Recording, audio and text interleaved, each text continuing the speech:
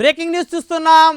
ఈ నెల 12వ తారీఖున ఆంధ్రప్రదేశ్ నూతన ముఖ్యమంత్రిగా నారా చంద్రబాబు నాయుడు ప్రమాణ స్వీకారం చేయనున్నారు. గతంలో ఆయన ఉమ్మడి ఆంధ్రప్రదేశ్కు 2 సార్లు, నవ్య ఆంధ్రప్రదేశ్ ఒకసారి ముఖ్యమంత్రిగా వ్యవహరించారు.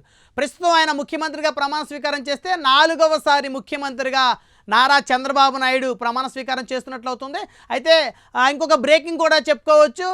గత ఎన్నికల్లో ఏదైతే 2024 ఎన్నికలకు సంబంధించి ఆంధ్రప్రదేశ్లో టీడీపీ, జనసేన, బీజేపీ కూటమి ప్రధానంగా కూటమిలో కీలక పాత్ర వహించినటువంటి జనసేన అధినేత పవన్ కళ్యాణ్ సైతం కూడా చంద్రబాబు నాయుడు క్యాబినెట్లో చేరుతున్నట్టయితే తెలుస్తూ ఉంది. అయితే జనసేన అధినేత పవన్ కళ్యాణ్ డిప్యూటీ సీఎంగా వ్యవహరించినట్లయితే తెలుస్తూ ఉంది. డిప్యూటీ సీఎంతో పాటు హోమ్ మినిస్టర్ లేదా పంచాయతీరాజ్ శాఖ, ఈ రెండిట్లో ఒక శాఖను జనసేన అధినేత నిర్వహించేటువంటి పరిస్థితి అయితే స్పష్టంగా కూడా కనపడతా ఉంది. సో మొత్తానికి కనుక చూస్తే నిన్న మొన్నటి వరకు కూడా జనసేన అధినేత అటు రాజ్యసభకు వెళ్ళి సెంట్రల్ మినిస్టర్ అవుతారా లేదా రాష్ట్ర క్యాబినెట్లోకి ఆయన వచ్చే అవకాశం ఉంటుందా అనే దాని మీద రకరకాలైతే చర్చలు జరిగిన పరిస్థితి ఉంది.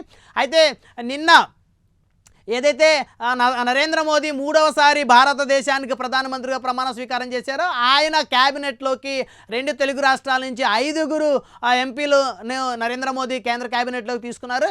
అయితే ప్రధానంగా చూస్తే జనసేనకి అయితే ప్రస్తుతానికి క్యాబినెట్లో మోదీ క్యాబినెట్లో జనసేనకి స్థానం దక్కలేదని చెప్పొచ్చు. అయితే భవిష్యత్తులో కనుక చూస్తే రాజ్యసభ సభ్యునిగా ఎన్నిక చేసి జనసేన అధినేత సోదరుడైనటువంటి కొనిదెల నాగబాబుని కేంద్ర మంత్రివర్గంలోకి తీసుకున్నటువంటి అవకాశాలు అయితే స్పష్టంగా కనబడతా ఉన్నాయి. అదేవిధంగా ఇటు రాష్ట్ర మంత్రివర్గానికి సంబంధించి కనుక చూస్తే ఆంధ్రప్రదేశ్ రాష్ట్ర క్యాబినెట్లో పవన్ కళ్యాణ్ ఖచ్చితంగా చేరుతున్నట్లయితే స్పష్టంగా తెలుస్తూ ఉంది. ఆయన ఖచ్చితంగా డిప్యూటీ సీఎం హోదాలో ఆయన అయితే రాష్ట్ర క్యాబినెట్లో అయితే చేరే పరిస్థితులు ఉన్నాయి. అయితే డిప్యూటీ సీఎంతో పాటు ఆయన ఏ మంత్రిత్వ శాఖ ఆయన వ్యవహరిస్తారో, చంద్రబాబు ఆయనకి ఏ మంత్రి శాఖ ఆఫర్ చేస్తారనే దాని మీద అయితే సర్వత్రా ఉత్కంఠ నెలకొంది. అయితే జనసేన అధినేత చొరవతోనే ఆంధ్రప్రదేశ్లో కూటమి ఈ స్థాయిలో అధికారంలోకి వచ్చిందనేటువంటి అంశాన్ని అయితే అటు టీడీపీ అధినేతతో పాటు అదేవిధంగా భారతీయ జనతా పార్టీ కేంద్ర అధినాయకత్వం సైతం కూడా ఆమోదించినటువంటి పరిస్థితి తెలిసిందే. సో మొత్తానికి కనుక చూస్తే జనసేన అధినేతకు పంచాయతీరాజ్ శాఖ లేదా హోం శాఖ అనే దాని మీద అయితే ఇంకా అయితే మనకైతే ఒక స్పష్టత అయితే రాలేదు. మొత్తానికి ఖచ్చితంగా జనసేన అధినేత అయితే డిప్యూటీ సీఎంగా అయితే ఖచ్చితంగా వ్యవహరించే పరిస్థితులు కనపడతా ఉన్నాయి. అయితే ఆయన హోం శాఖను గనక తీసుకుంటే ఒక సాధారణ పోలీసు ఉద్యోగి కుమారుడు హోమ్ మినిస్టర్గా బాధ్యతలు స్వీకరించినటువంటి పరిస్థితి ఏదైతే ఉందో అది ఖచ్చితంగా ఆంధ్రప్రదేశ్ రాజకీయాల్లో ఒక చెరగని ముద్ర అయితే వేసుకున్నట్టయితే తెలుస్తోంది. గతంలో కూడా పదే పదే జనసేన అధినేత తాను ఒక సాధారణ పోలీసు ఉద్యోగి కుమారునిగా తాను భవిష్యత్తులో పోలీస్ శాఖకు కూడా న్యాయం చేయాలని, పోలీస్ శాఖను ప్రక్షాళన చేయాలని చెప్పేసి అనుకున్నానని చెప్పి గతంలో అనేక సందర్భాల్లో కూడా ప్రకటించారు.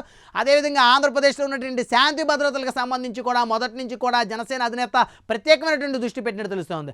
అయితే ఆంధ్రప్రదేశ్లో శాంతి భద్రతలు అదుపులో ఉండాలంటే వైఎస్ఆర్ కాంగ్రెస్ పార్టీకి సంబంధించిన నాయకులు ఏదైనా దురాఘాతాలు తలపెట్టినప్పుడు వాళ్ళని అదుపు చేయాలంటే ఖచ్చితంగా జనసేన అధినేత పవన్ కళ్యాణ్ అయితేనే సాధ్యపడుతుందనేటువంటి ఒక స్పష్టమైనటువంటి వైఖరికి అయితే కూటమి సంబంధించిన నేతలందరూ కూడా వచ్చినట్టు తెలుస్తూ ఉంది. సో మొత్తంగానే చూస్తే ఆంధ్రప్రదేశ్ రాష్ట్ర డిప్యూటీ సీఎంతో పాటు రాష్ట్ర హోంశాఖ మంత్రిగా కొన్నిదెల పవన్ కళ్యాణ్ అయితే ప్రమాణ స్వీకారం చేసేటువంటి పరిస్థితులు అయితే చాలా స్పష్టంగా కనపడతా ఉన్నాయి.